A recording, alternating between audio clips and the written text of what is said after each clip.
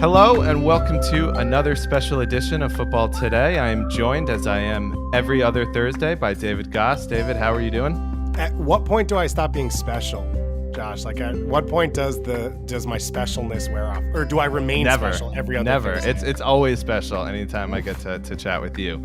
But how are you doing today? I'm good. I'm excited. I'm excited to talk about this topic. I think RB Leipzig are week to week the most exciting team to watch in Europe right now, maybe in the world. And so I think for both of us, diving into this was really fun, and it goes in so many directions. And so we'll see where it takes us over the next 30, 40 minutes. But I think there's a lot of stuff to chew on here that a lot of fans will resonate with a lot of fans. Yeah, and honestly, it's just a pleasure to do this because it helps me kind of collect my thoughts on an idea. And there's few ideas bigger in football right now than this multi-club model that we're about to talk about. But before we do, I'm just going to give a little preface as to why we're talking about this right now. This past weekend was Der Klassiker, and I was watching Bayern Dortmund, and it looked for a moment like RB Leipzig might go into first place in the Bundesliga. And I was looking around, and obviously Salzburg is in the first place in the Austrian league. City are first place in the Premier League. Troyes, I'm butchering the French because my accent's terrible, are first in Ligue 2 in France. And Barnsley are the hottest team in the championship right now and entering the playoff push in the championship. And those Shout are all... Shout out Daryl DK. Sorry, just have to give that American love. Continue. And all of those teams are owned by multi-club models. So that's kind of what made me want to do this episode. And I think now is a good time to just, before we dig into the actual model, dig into what the Red Bull model is and kind of how it started and its history a little bit. Dave, can you give us some background? Yeah. First, I need to preface with, I do broadcast for New York Red Bulls at times in New York, and their second team, especially in USL. So I do have some connection. So I'm putting that above board before, and I'm also asking them to not get upset with me when I say negative things over the next few minutes. So there was an Austrian, Dietrich Mateschitz, who went down to Thailand, was jet lagged, found this energy drink that was owned and operated by a Thai company, thought it was special, was able to convince the owner to allow him to market it and then operate it globally out of Austria. And so the thing to take from that is Mateschitz is a marketer. That's what he does. And that's what made Red Bull global. That's what made this company so massive. According to The Athletic, the cost of producing a can of energy drink in the US is 9 cents, while the sale price for a large retailer like Walmart is $1.87, 20% higher. So 20 times higher, Dave. It's that much. Like,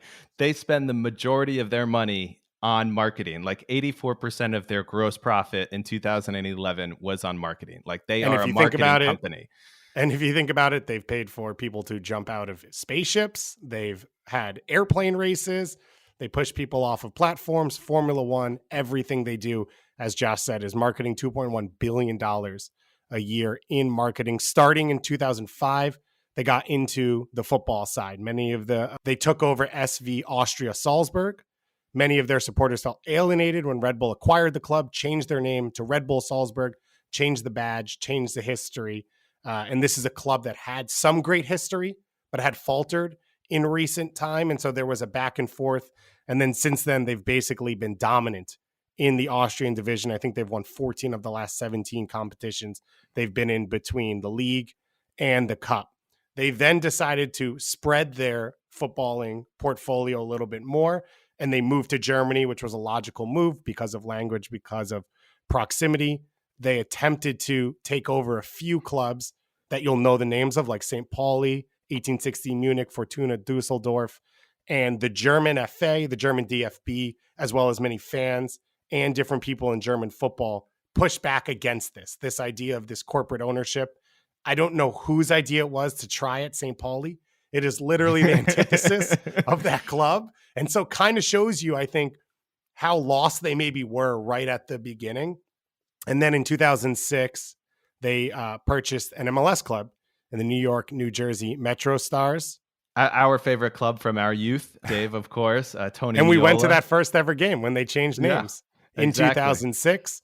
And then, of course, they were able to acquire a team in Leipzig. Yeah, and so they founded that team in Leipzig, RB Leipzig, in 2009. They've had a remarkable run, as we all know, over the last 7 seasons. They've had 4 promotions and made a Champions League semifinal. But that's not all. That's just 3 of the clubs. They've actually expanded elsewhere as well. They've had 2 attempts now in Brazil. The first club didn't really work out, and as you'll notice a little trend early on, they really struggled to kind of make this model work. They founded RB Brazil. That kind of failed. Now they recently in 2019 bought RB or Bragantino, which is a kind of a small traditional team from a mountainous city in Sao Paulo. And currently they're ninth in the Brazilian league, which is, I believe, like their highest ever, or if not ever, then in recent memory. So they're really quite successful in Brazil. And as I mentioned, they failed early on in a lot of their endeavors. And they tried one in Ghana in the late 2000s. I think it was 2009. And that failed and folded. And then eventually that club like folded into, I think, like Feyenoord in the Dutch league. So that's kind of a rough look at like the majority of their clubs. They have a couple other ones as well, but those are kind of the main ones in their history. So let's kind of look at the model and how it works, because it is quite complicated. And as we've already mentioned, there's a lot of clubs involved.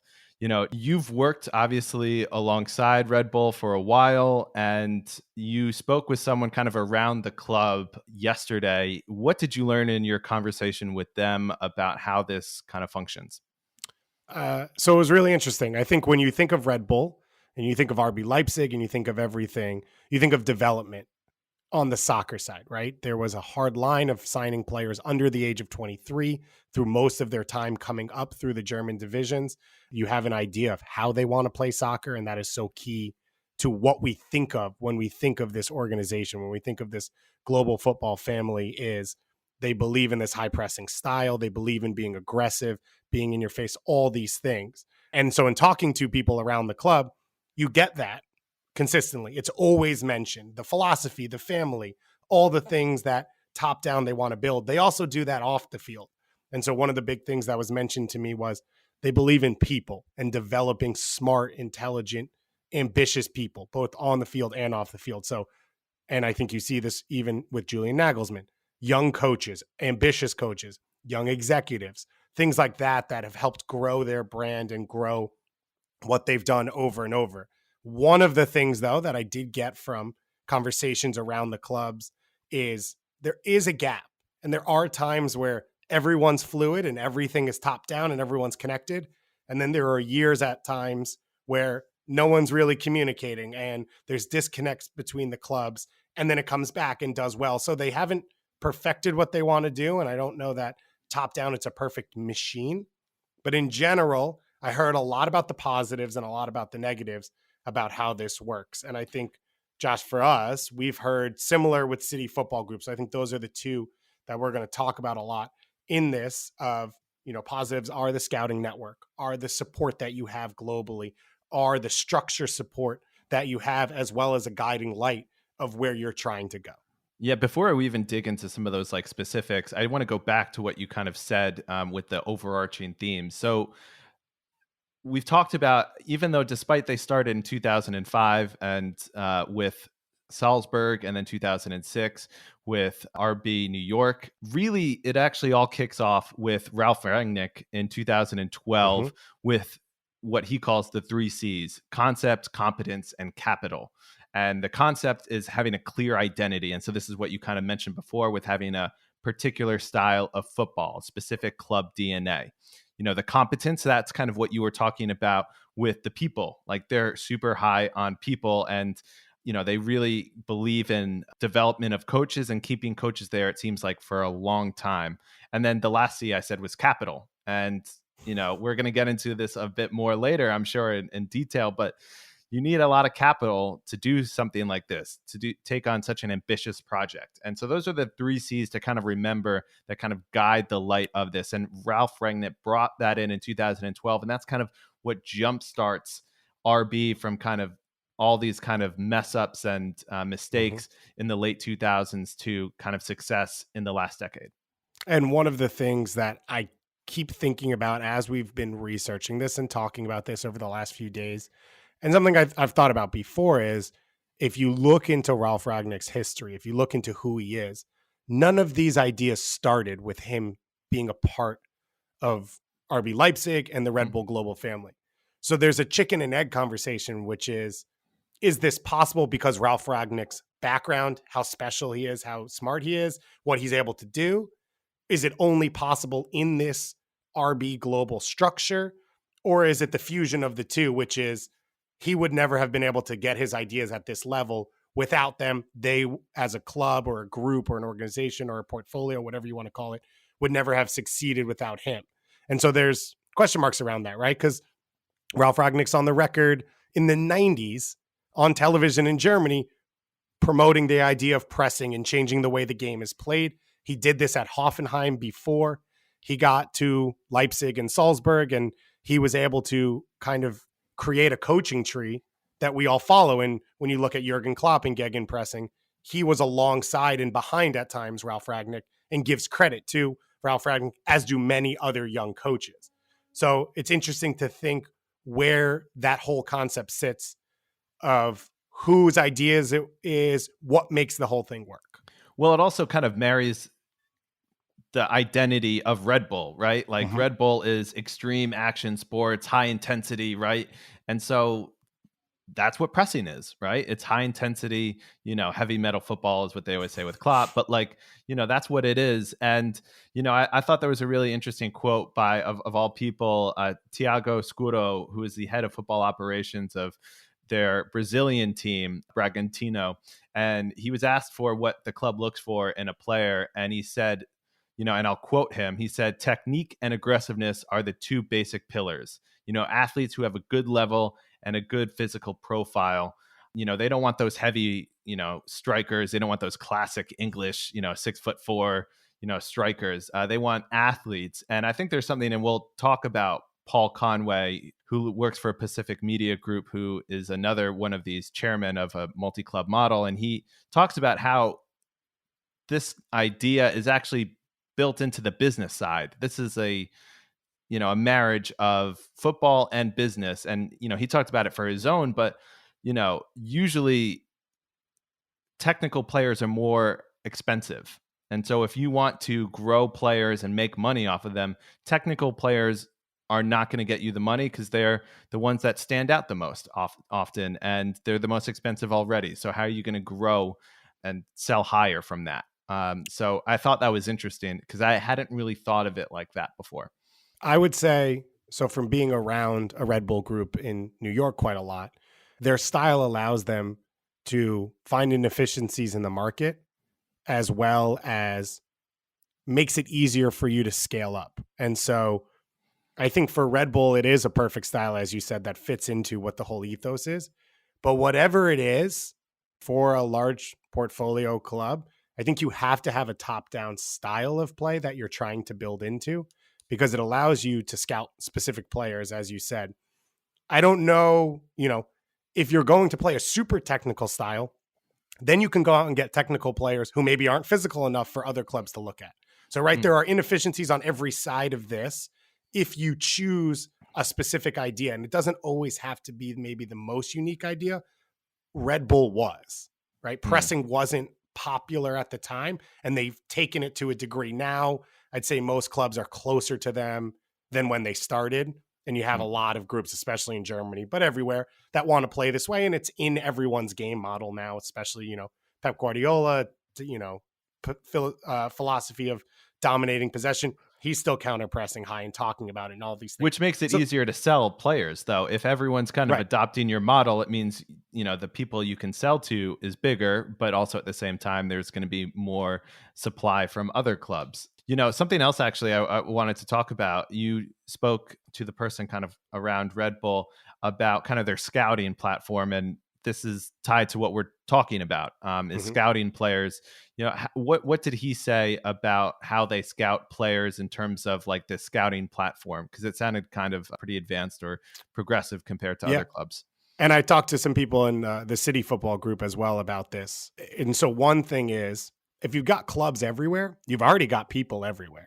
And so if you're in the city football family and you want to look at a player in Uruguay, you have a coaching staff in Uruguay. You have a scouting network that already exists there in Australia. And then on the Red Bull side, you've got people already in Brazil. And then that gives you those satellites in those areas to say, well, we're interested in a player in Colombia. Well, you have someone closer by that can already kind of coordinate looking at these players.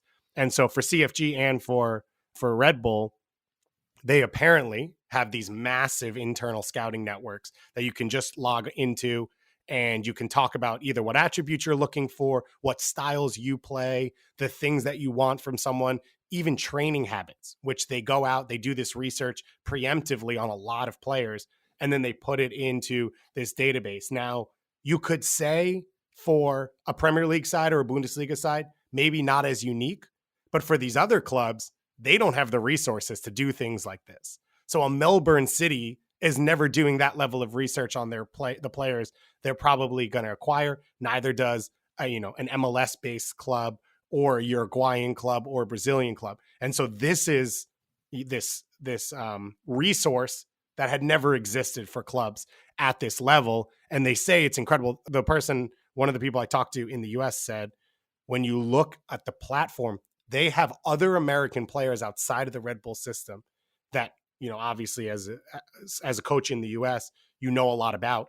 And the person said they were shocked at the level of detail they saw in the profile in the portfolio, saying like, these people have done research without even reaching out to me that is on such a high level on guys that I'm very familiar with. And I think also, and I don't know this, but it sounds like it's also customized to them. Whereas like, it's their customized bespoke database and platform. So it suits them, better than any other club, versus like, you could get a lot more info like on football managers everywhere. Right. But like this is bespoke to Red Bull, fits their model, goes after the players they need, and is quite helpful for that. And tied to scouting, it's not just scouting, right? The other flip side of scouting is recruiting, because you can have the best scouts out there, know who the best players are, but if you can't recruit them, it doesn't really matter. And it seems like this has also been helpful in driving recruits. And I know like when you spoke to this person, he kind of mentioned that as well, right? I mean, one of the things he said was, it exists. If we don't bring it up, everyone knows that we feed into a Salzburg and a Leipzig, and everyone knows the players that we've already sent over there and the players that have gone there. And I think you definitely see that with Salzburg, right? The level of players that they're signing, but where they're signing them from, less established countries. And then the flip one, which is, and Gerard Houllier, of course, a big part of this, but the amount of young French players that are leaving French academies because they know they will get playing time and opportunity at a Salzburg, at a Liefering, to move up to a Champions League level. And so the people that I talked to said, we'll bring it up sometimes. We're always honest. This isn't set in stone. We're not recruiting you here to guarantee you a place in Champions League, but everyone knows it exists. And so it's always an option going forward. And I think it's something that definitely has helped grow their brand in Brazil, because when you look at Brazil, it didn't work in 2007.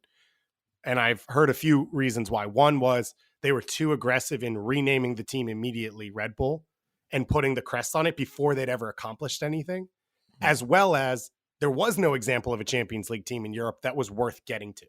Now you come back 12 years later, and one of the things in Bragantino is they didn't rename the team for the first year, and they got them promoted. So you had a level of buy-in before you said, this is our thing, and we're going to change what's been done.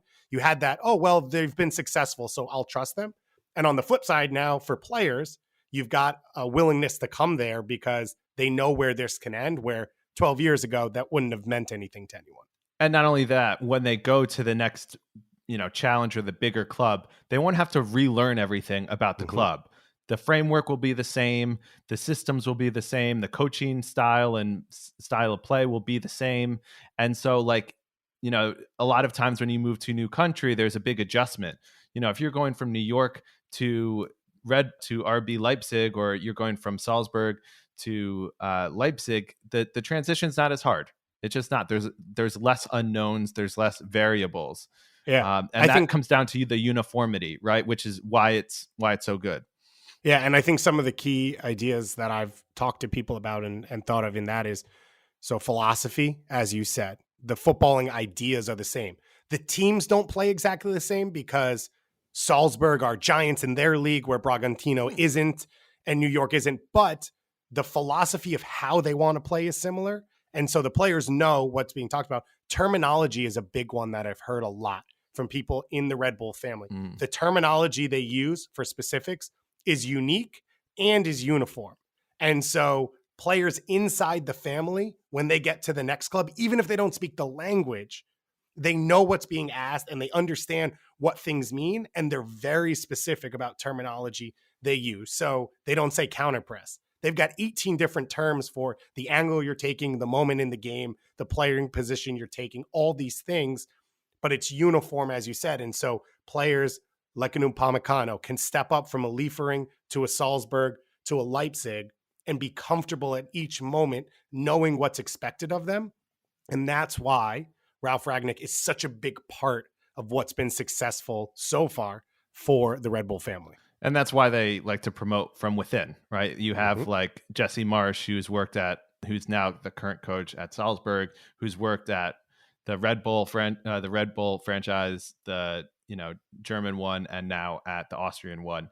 So I think that's really interesting as well, the terminology. I didn't even know that coming across it in my research. And I think one of the things that we haven't really addressed really is kind of sharing best practices and how that works. And with this model, and maybe this might not be as so at Red Bull, but I know I definitely saw this in reading about the City Football Group and the terrific athletic profile they did on them, which was, if you can get a 1% advantage, in any area, that's compounded because you're getting, if you got 8 clubs, that's 1% in every club.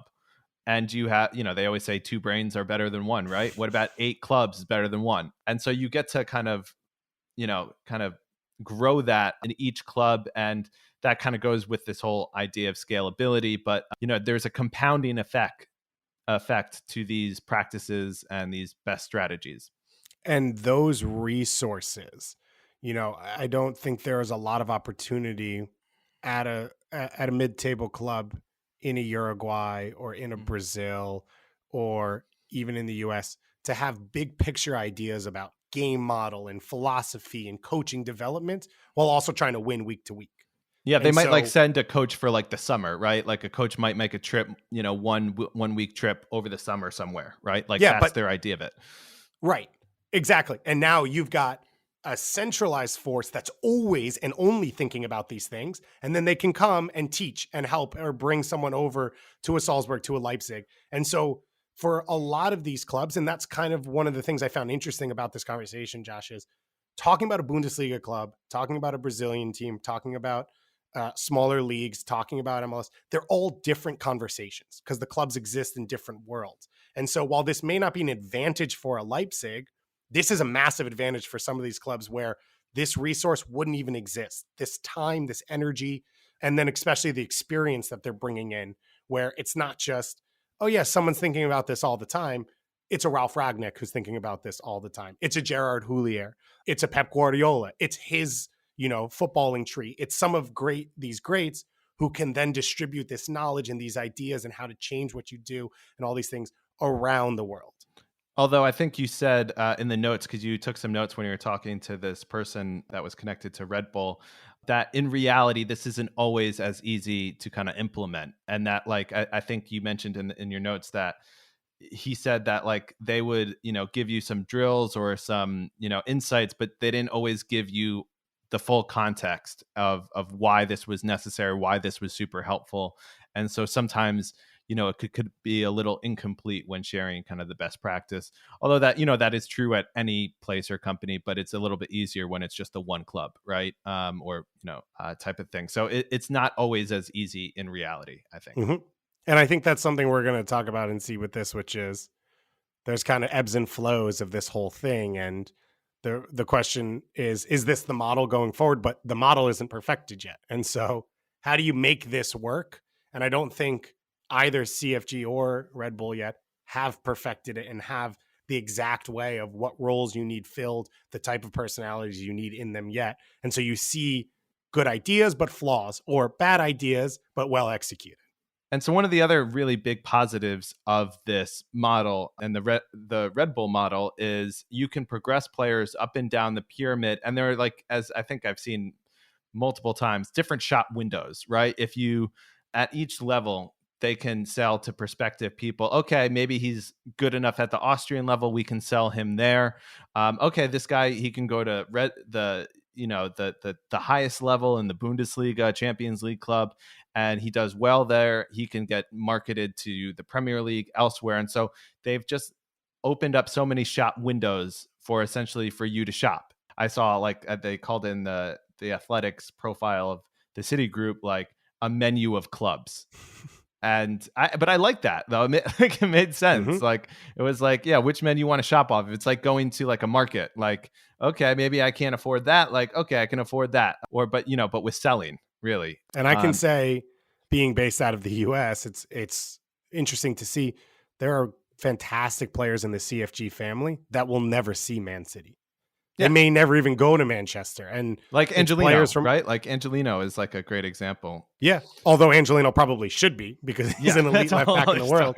But, Venezuela went to the U20 World Cup finals with Yangel Herrera as their captain. He came to New York for 2 years, was a phenomenal player, and then went to Girona, and now has been at Granada, which has been one of the surprise teams over the last few years. And he's been a centerpiece of that. This is a guy who will be captain of Venezuela's national team as they're growing, and they're almost at an all-time high. He will probably never play for Manchester City. But as you said, one, it's helped their clubs at different levels compete. They've been better teams when they have him. And two, puts him in shop windows for the level he should probably be at, in which CFG will probably make money off his sale. And so there's a lot of players like that, and they bring them into this family. And sometimes they play for their clubs, and sometimes they're on loan for other clubs. And they still always have the option to sell them when they're ready. Yeah, and this comes to the kind of final thing, the final positive or pro of why this model might be used more in the future. And that is, I think, emblematic of a bigger trend in football, which is systems over superstars, right? Most clubs don't want to be just reliant on a Ronaldo, on a Messi, on one player. Gylfi Sigurdsson has a great season. We're in European contention. Oh, he has a bad season. Now we're, in a relegation fight, right? More clubs are focusing on the system. And we've seen this with Klopp, Guardiola, and this prioritizes the system over the individual, right? We can just plug in another guy if he's failing. This is all about the system over the individual. All right, Josh, I think we've been very positive so far about this whole thing, which is fair because it's interesting and we've learned a lot about it, but there are cons as well. So let's get into that before we sort of debate whether or not we think this is the future and whether or not we like this. Yeah. So, God, where do we start with the cons? I mean, to quote, my other co-host, John McKenzie, I think it's like vassals, it's like promoting vassals of emptiness or something, like essentially like, really this is just a marketing exercise. And we started with, this episode talking about how Red Bull's really just almost like a marketing company at this point, like hardly costs anything to make it. All they do is market. And really it's like, what is this all about? If it's just about marketing, like what's the point? They're just marketing. So like that's like the most obvious con, and that's what's been pushed back a lot in Germany, as we've seen, is doing that. We talked about Salzburg when they took it over. They essentially erased the identity of the club. The fans had to start up, essentially another club just to get back to the pure elements of being a club. I mean, that's what a club is, and versus a franchise, right? That's why we use that term. So, I mean, those are the two obvious ones to kind of start off the bat, right? Yeah. And I think one of the other big ones is the money it takes to make this work, if it even works yet. And so the two big examples we have are Red Bull and CFG. Well, one is a, multinational corporation, which is already in the top 100 Forbes companies in the world. The other is an oil-rich regime that's able to pump money in.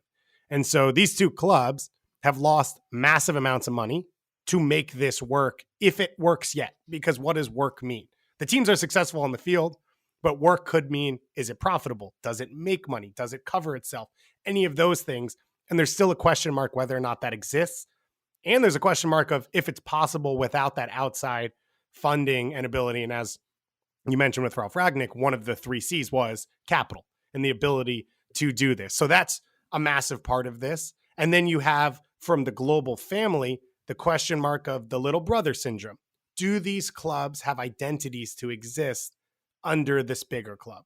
Do fans in Brazil or in New York or in Uruguay or in Australia, if they're rooting for a team that has Red Bull or City on their crest, but that's from Germany or from Austria or from England, is there something to root for? Does it matter? And then how does it hurt those clubs? Yeah, I mean, you're taking kind of the soul out of the club, and by nature, if you're trying to conform it to 8 other clubs, right? If you're conforming it to 8 other clubs or replicating it 8 times, that means it's not unique anymore. You've lost its soul. It's like, oh no, this is the same thing, just in Austria, right? I mean, obviously, it's not quite that simple. As we've talked about, every place is a little bit different. Not every Red Bull club is the same, but I mean, we talk about uniformity. That means it loses its uniqueness, its soul to a degree. And this is kind of emblematic of globalization and the end of locality, right? Mm-hmm. And you mentioned the kind of the big brother element of, it's like, is this really all just to facilitate the highest club? Are those feeder clubs really just to facilitate City? In which case, like, those smaller clubs are just kind of forgotten about, or it's not even forgotten about. Maybe that's not the right word, but like, so devalued compared to the higher club that they don't get maybe the appreciation that they deserve, and they lose players that they ought not to lose because it's better for the bigger club. And it's hard to build something if you're always losing your best player. The fans get attached to a player and he's gone to Leipzig or gone to Salzburg, right? And this is a question that was one of the ones that I found most interesting in doing this topic, because it's getting to the heart of, well, what does any of this mean anymore?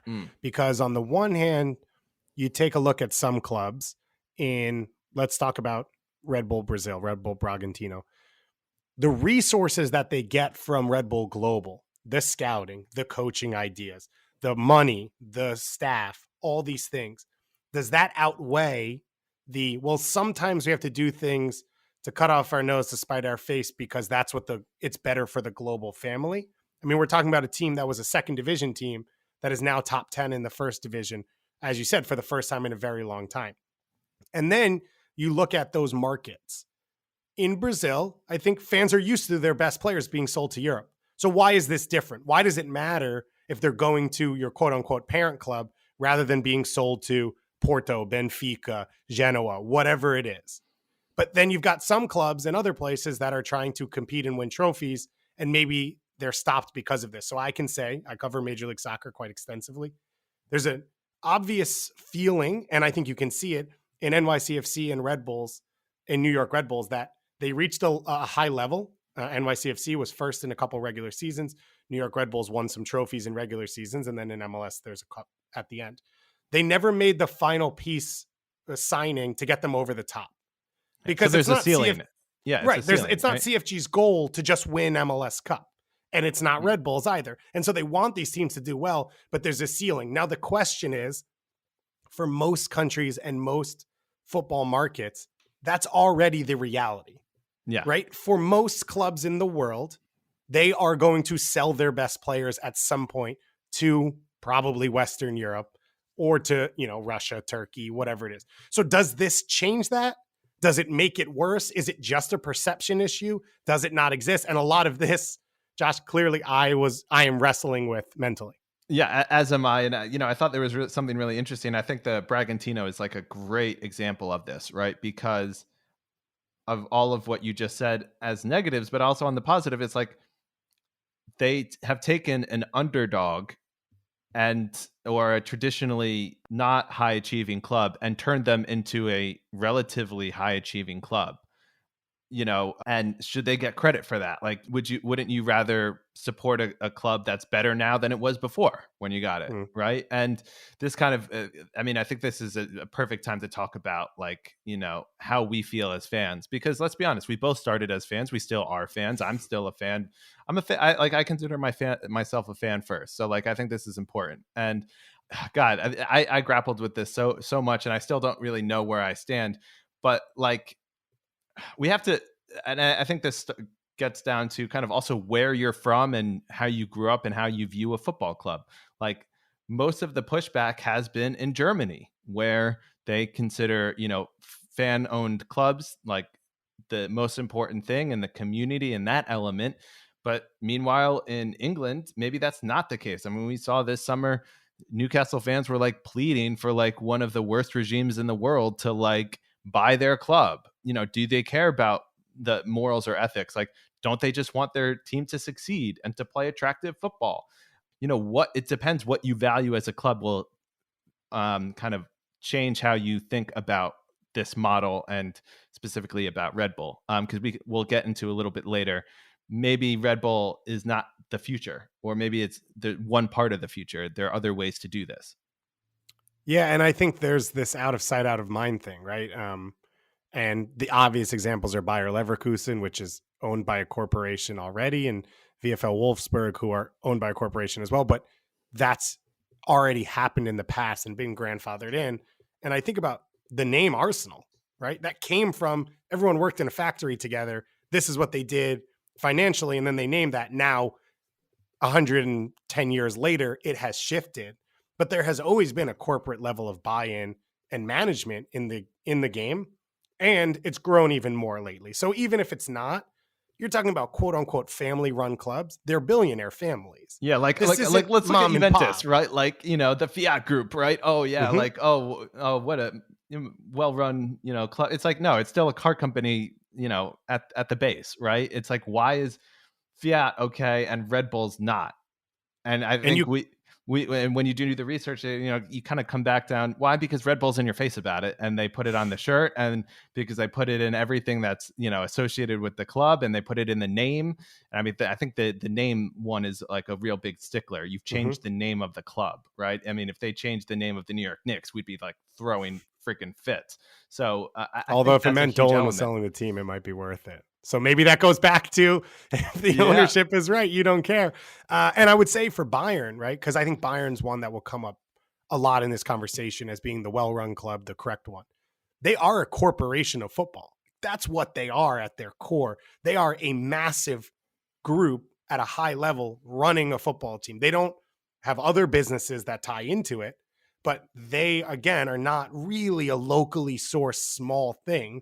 They are a global entity that runs this at a high level. So the question is, if it's not corporations outside of football, then it's a corporation inside of football.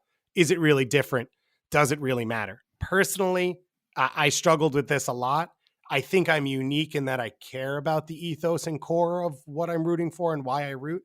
And I would say as a fan, I pick up teams that I think are doing the right things, and I cheer for them and I root for them. But in saying that, I've been an Atletico Madrid fan for 15 or so years, and I think you as well when you live there.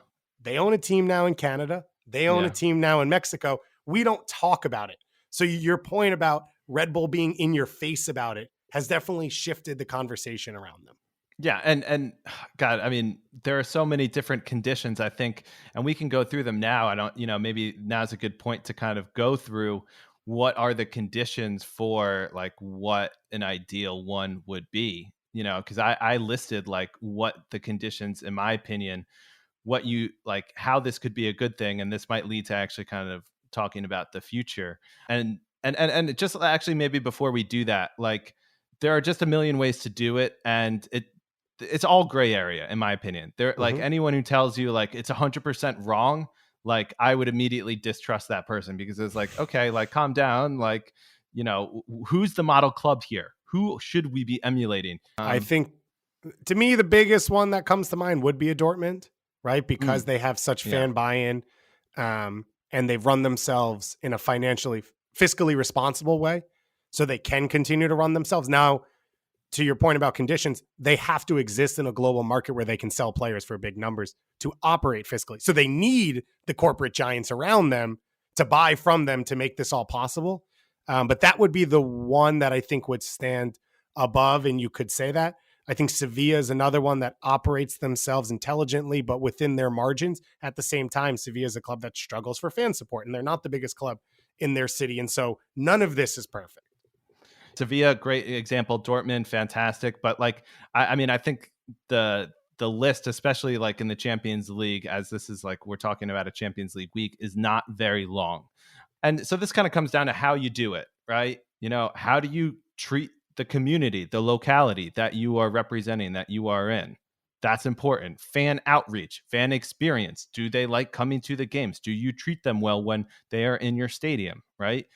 Have you changed their name and colors? That's important. That's a huge part of identity. That's what I think they messed up mightily at Salzburg. That's why, but that's also why, you know, I think if you look at how they did it with Leipzig, it could have been way worse. I mean, if they had like bought like Hamburg or something like that would, or like if they had bought in St. Pauli with a real identity, that would be a crisis. But like they bought a fifth division club. I mean, wait, let me like that. I mean, granted, there are some people that cared about it, but like, you know, you didn't have to destroy this rich history to like make your own thing. I think like you really need like a depressed asset, a fan base that really is on their like knees, I think is huge. And I even Paul Conway, who I mentioned before, who's another co-chairman of one of these models, he said that specifically, that quote, if a club's extremely well run, that's probably not for us.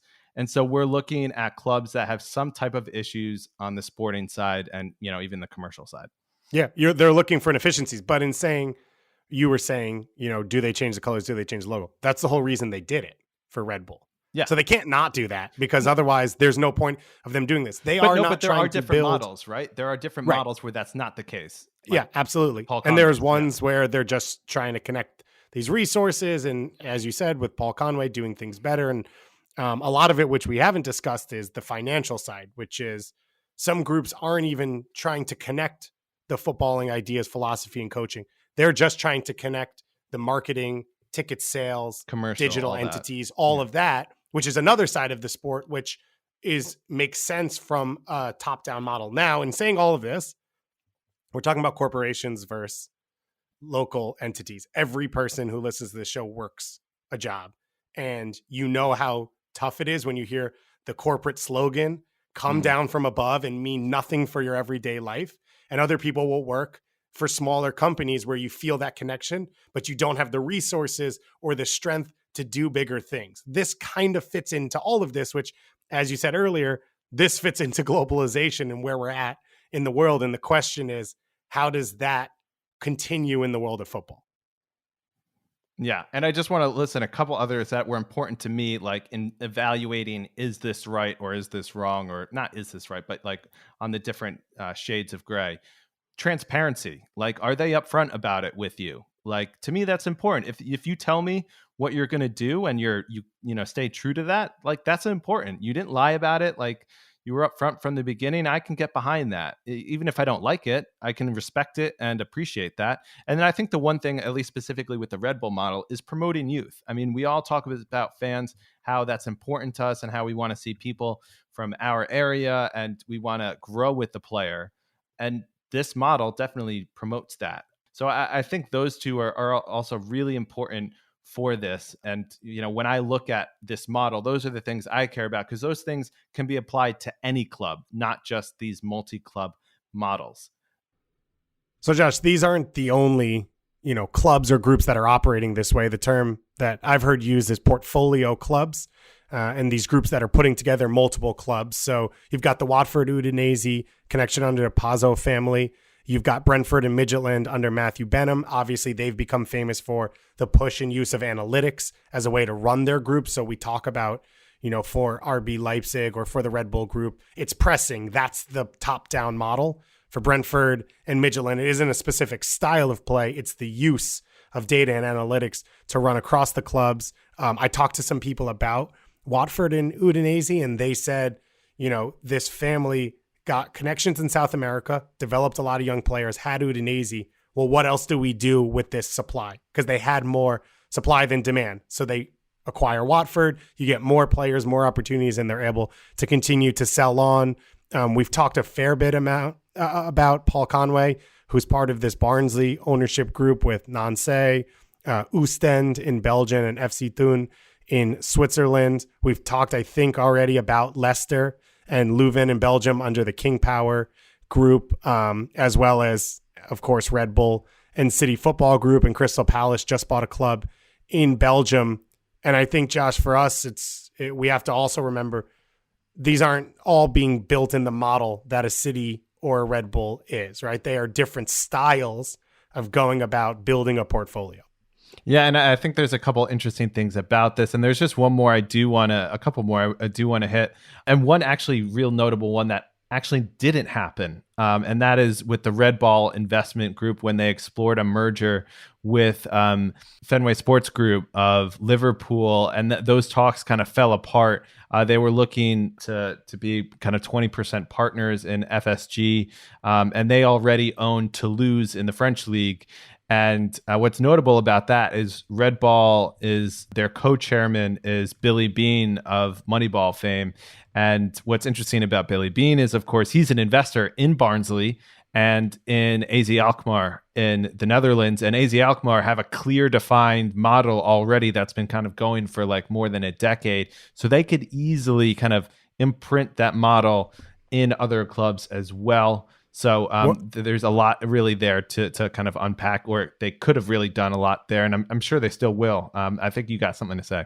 Yeah, I just wanted to bring up, because it's one that I thought about while we were doing this, and then I had to go back and do research to kind of confirm. If you remember, Ajax had the team in Cape Town for a number of years. Yes, I forgot about that, yeah. And so they've actually sold out of it completely as of 2020. And that one was all about player development. They were trying to find a new base to bring players out of, and of course, Ajax is the king and they sit on top of the throne when it comes to player development. And there's been a few successes, Steven Pienaar, obviously, but it didn't seem to work for them. And I think that goes into, and we're going to talk about in a moment, whether this should or shouldn't work, the amount of money and the amount of investment that Red Bull and City have had to use to make it viable, or it doesn't matter to them if it is viable, which for a club, even at the status of Ajax, was undoable. Yeah, so some of the ones that we've mentioned, like the Barnsley group, we mentioned kind of the Red Ball and what they're looking to do. And actually the Barnsley one's probably the most advanced one of every of the other ones we've talked about. Not that they've been doing it the longest. They've only been doing it about 4 years. But, they've got those 4 clubs that you mentioned in Belgium, Switzerland, France, and the English Championship, but they're also, according to a report in The Athletic, planning to expand into Holland and Denmark. So like they have even bigger plans, and they've been successful. They owned Nice in the French league, took them to the Champions League, and then sold them to Ineos. So they've had success and they're looking to expand. And I think something that you see here is investors. They see this as kind of growth opportunities, and this as a growth model, starting with small teams and growing them and using data really to kind of do that, because they see a market inefficiency. And I wonder, Dave, do you think this is, and we kind of haven't talked too much about, in detail about how effective this actually is, because the examples we gave, Red Bull and Citigroup have kind of bigger goals there than just growing the value. For one, it's potentially sports washing, and the other one is branding, right? So this is making these other ones look at making money, like Billy Beane, Paul Conway. They're looking at making money from this, and I wonder if you think that is like a viable thing. I don't think it's proven yet, and so that's part of what's interesting. I think some people will look at it and say, "Well, we've seen this for long enough that it's proven that it doesn't work." And other people will say, no, this is still new in the grand scheme of business ideas and the history of the sport, that it could still work. I think there's a lot of specifics, and as there is with anything, that go into it. You need the right people, you need the right situations, you need the right places. One of the things that Paul Conway spoke about was people not being above board in the English Championship, and so how it's actually been easier to work in France. And I think in global football, it isn't rational. It doesn't make sense. A lot of times it isn't legal the way the entire structure works. And so can a centralized investment group operating on pure business models work in a world like that and be successful? And what does successful mean? Because you just talked about it, selling Nice as a success. Well, is that the success? Selling a club for more value than what you bought them for? Is operating the club at a profit a success so you can pull money out of it? Is operating a club at least to run itself worth it from a marketing point of view? And that's a success. So there's all of those question marks.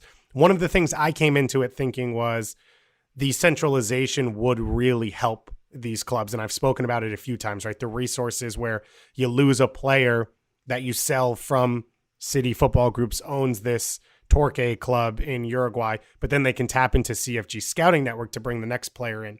I thought that that would make a lot of sense on the business side as well. And I've heard different people talk about that. In talking to people though, behind the scenes, they feel like that hasn't happened as much as they expected because it is so hard.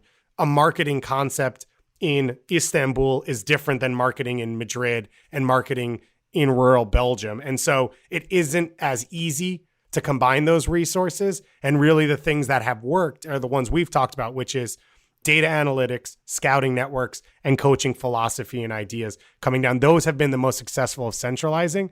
And if that's it, I don't know if it's worth it for a group to buy all these clubs. On the flip side, it's a safer investment than buying just one club because you can use the clubs to gain value for each other. You know, you can use one club to develop players for the other club to sell at a higher level. You talked about all the shop windows and opportunities you can have to sell players. So I think it's a more stable investment, but it's still football and it's still sports and it's still an unstable world.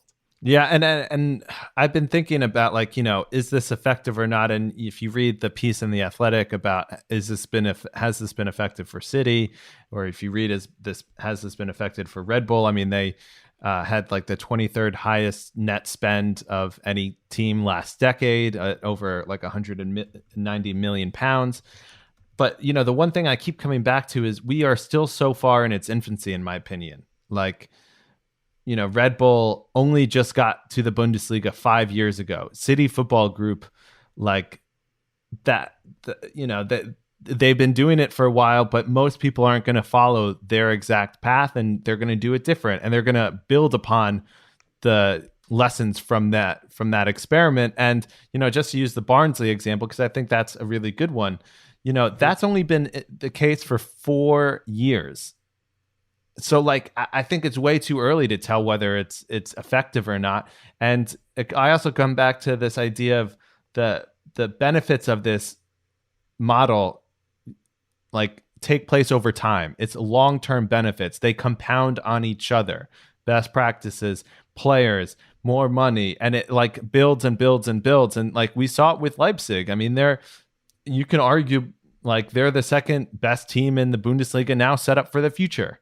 Like, but you could ask this, Josh, if a massive company like Red Bull bought into Leipzig by itself, would they be able to reach that peak as well? Do they need the other clubs?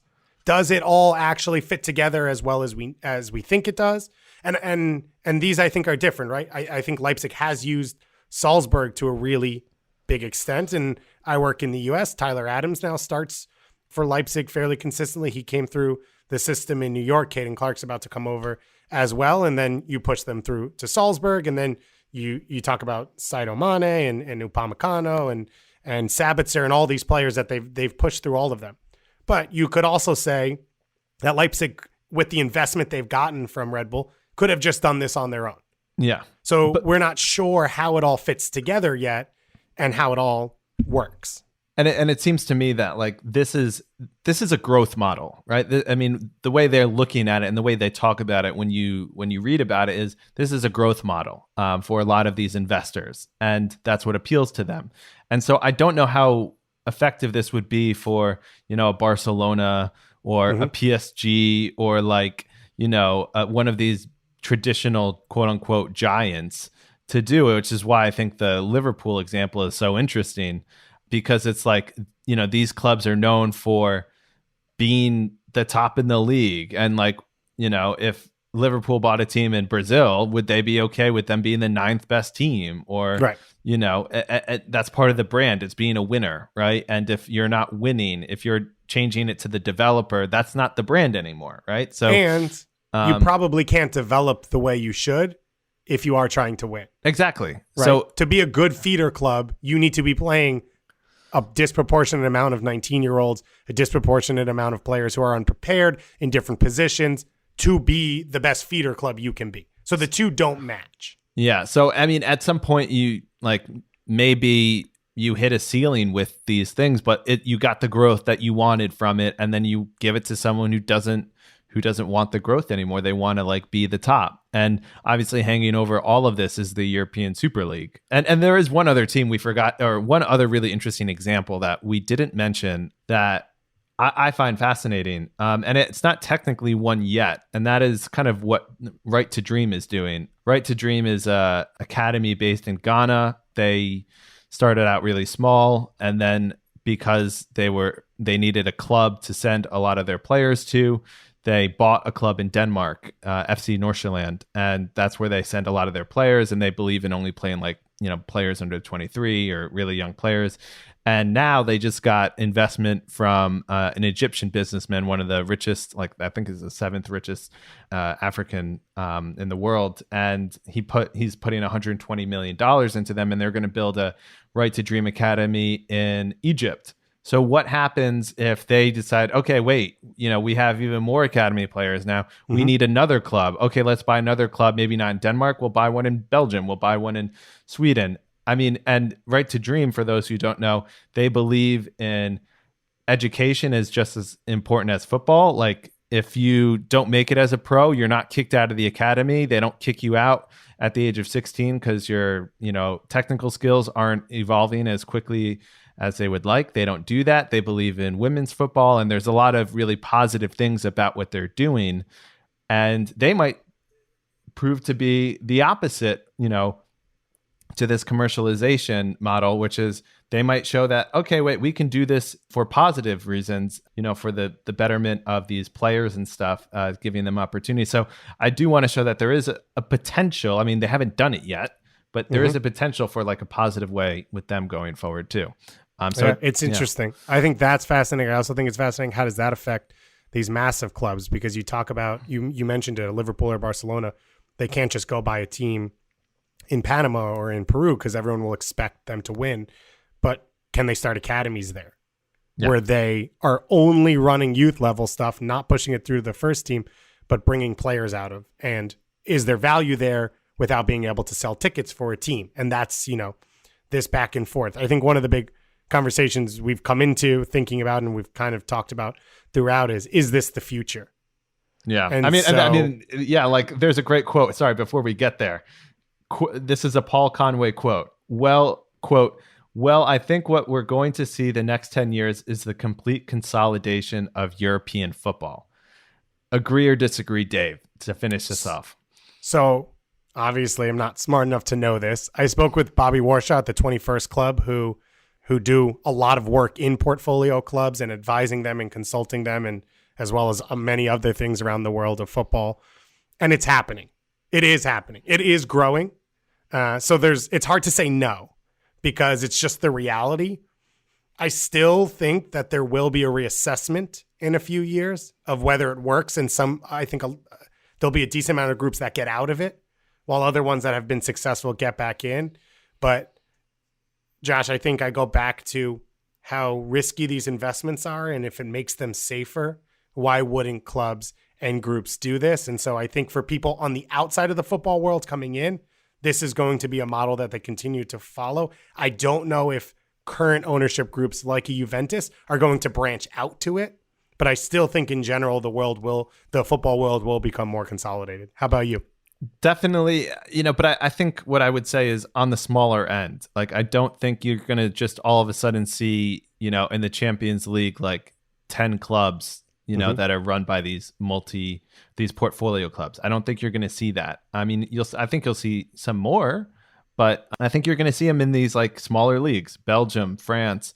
And then you'll see you'll see a couple in England and whatnot. And you'll see them towards the end of the table, like Palace, right? I mean, the clubs that we're seeing that already kind of have looked into this a little bit and kind of just see this as a kind of security blanket or, just a way of protecting their investment. So yeah, I think we'll see it on the small scale, not on the big scale.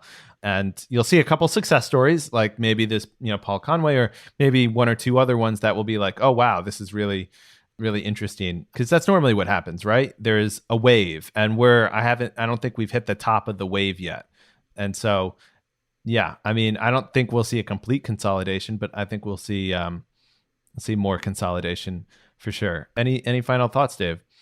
I didn't expect you to call France a farmers league right at the end of the show. Whoa. That one's caught me off guard. You said smaller leagues like Belgium. I mean, hell, like we've done so many episodes in the last couple months on the finances of France and how they've been decimated. They might not even have a league in a couple of years because of how many. On the flip side, a lot of these groups have bought teams in France, which, again, as you said, though, there's no finance. It doesn't make financial sense to invest in something that already works because you can't really expand it more. So it's these distressed clubs or distressed leagues where these people are going to look to invest. I don't know. I still, after all of this, don't know if I think it's good for the sport. I don't know how I feel about it as a fan. I do think there's an element of the efficiency, takes the soul out of things, but makes it better. I think we're producing better players because of groups like this.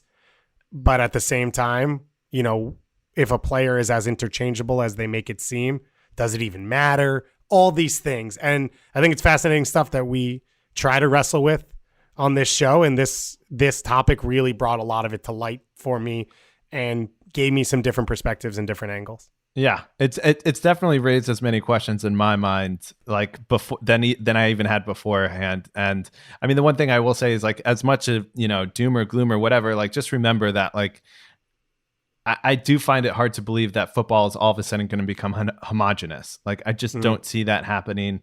And there's always a counter to something like this, right? Mm-hmm. If everyone sees a market inefficiency the same, then it's not a market inefficiency anymore. Yeah. We've talked about like transfers are drying up in value, right? So like that's, if your model is based on transfers and prices are going down on transfers, then your model's not as effective. So there's all sort of counters to this. So it's going to be absolutely fascinating, and I'm sure at least my mind will change over time. So real pleasure doing with you, Dave. Yeah, this was a lot of fun. Let us know what you guys think out there, right? Yeah, please do. Yeah, this is a fascinating topic. So no wrong thoughts here. And everyone has a different angle. Some people root for a team that has, set up this way and like it. Some people don't. Yeah, actually, especially if you're a fan of a portfolio club team right now, get at us. Like, I'd love to hear it, because like that's the one thing that's really hard to kind of get, thoughts on. So fantastic. Yeah.